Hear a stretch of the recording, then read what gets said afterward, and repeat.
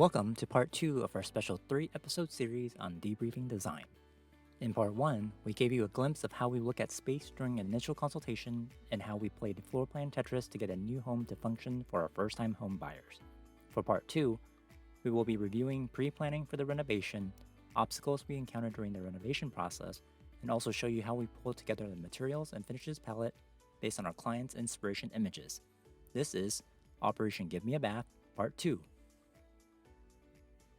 At the end of our spatial planning process, we came up with this final floor plan with our clients to incorporate all of their wants and needs.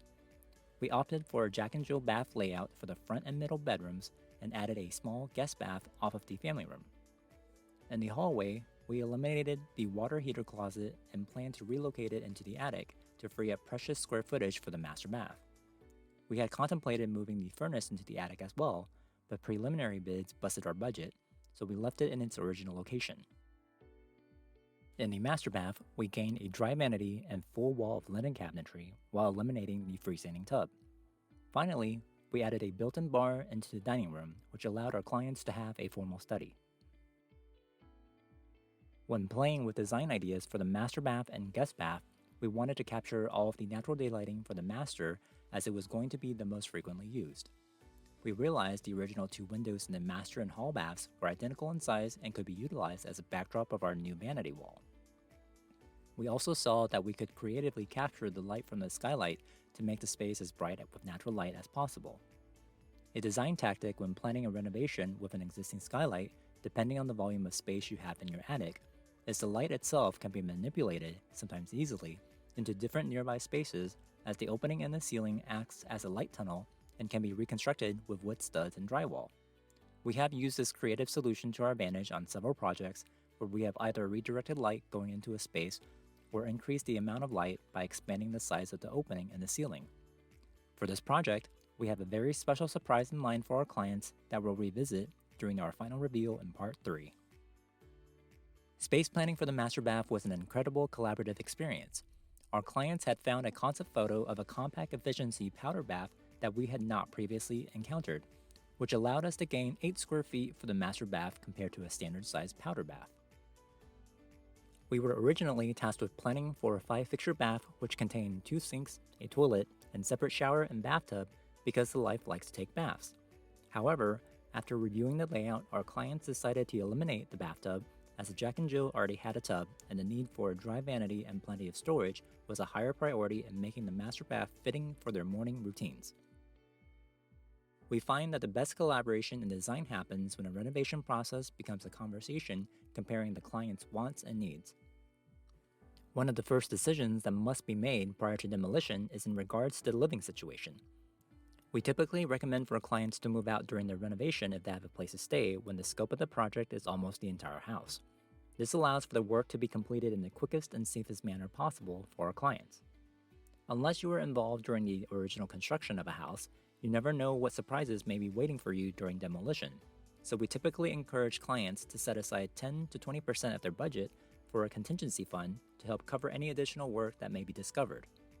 A design tactic we often use is to have clients create a wish list of items or features that may be added to the project should the contingency fund not be used.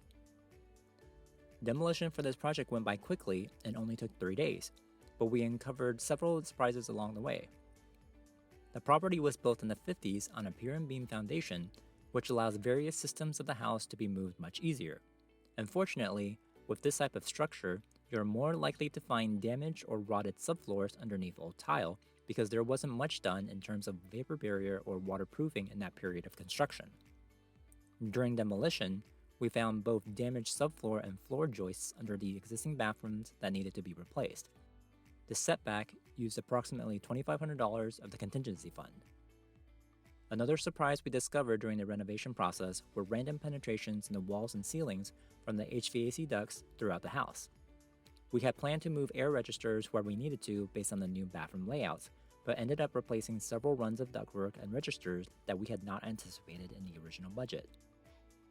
The last of our big-ticket changes occurred while we were moving the wall between the middle and master bedrooms to enlarge the master closet.